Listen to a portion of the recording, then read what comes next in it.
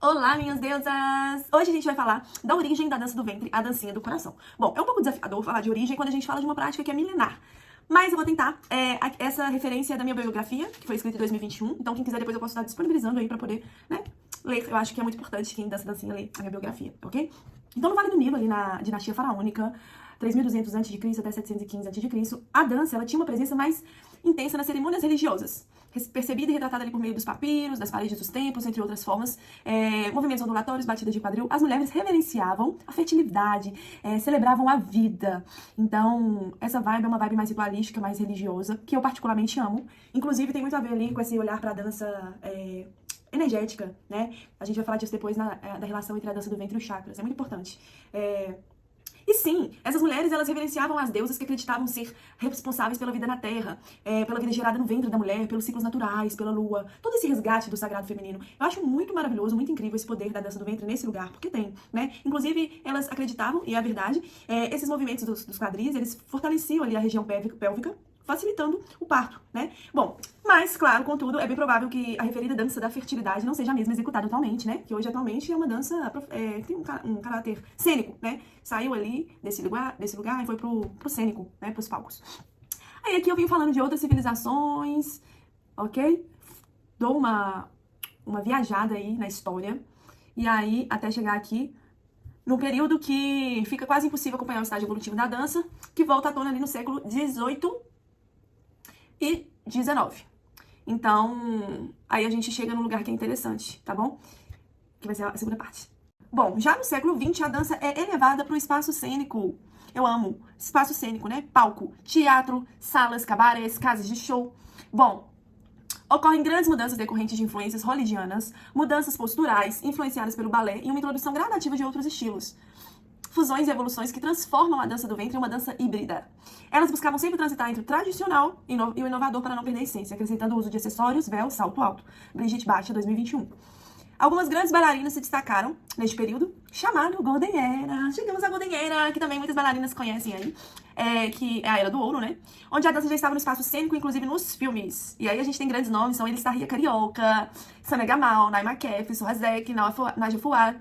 E ressalvo que a escolha por essas dançarinas foi por afinidade pessoal. E diz tudo, tendo em vista que esses outros bailarinos também foram importantes, todas são egípcias e são estudadas até os dias de hoje, provavelmente pelo fato das danças serem híbridas. Então, assim, todo mundo da dancinha conhece mais aí as bailarinas da Golden Era, né? Bom, aqui eu falo um pouco dos meus estudos, que eu tive a oportunidade de participar e tal, entender um pouco mais dos workshops que eu fiz para entender um pouco mais sobre a história da dança do ventre.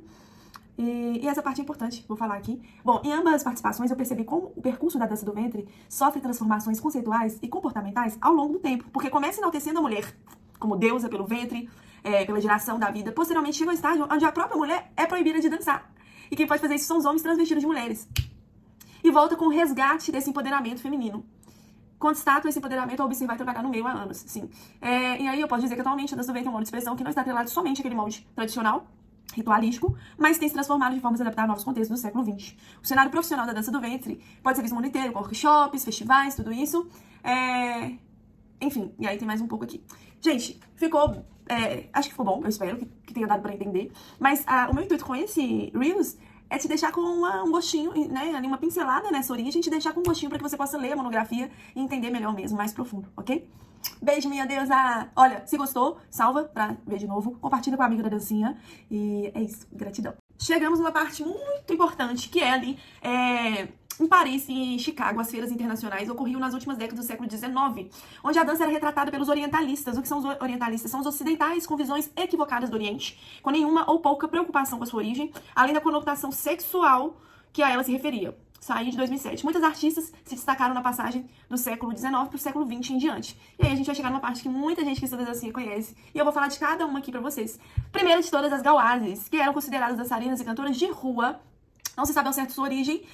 Tem pessoas que falam que são ciganas, mistura de várias raças que vieram cruzando o Vale do Nilo até chegar à Europa. Sofriam muito preconceito e eram vistas como mulheres perigosas, ladras.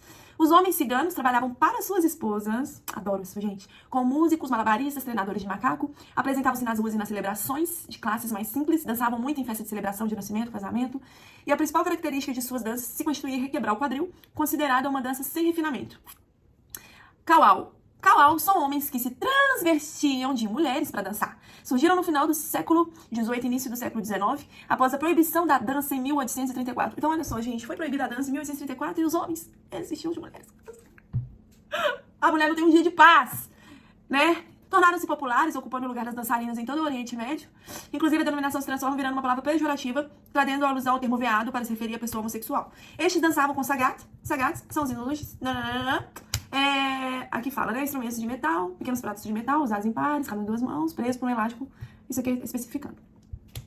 As aulains, a alma no singular, a conhecedora, são escravas dos nobres, califas e reis, capturadas das invasões e batalhas, sendo treinadas e vendidas para os abastados. Consideradas assim de alto valor, residiam em palácios, onde desenvolviam a habilidade de cantar, tocar, recitar poemas, dançar.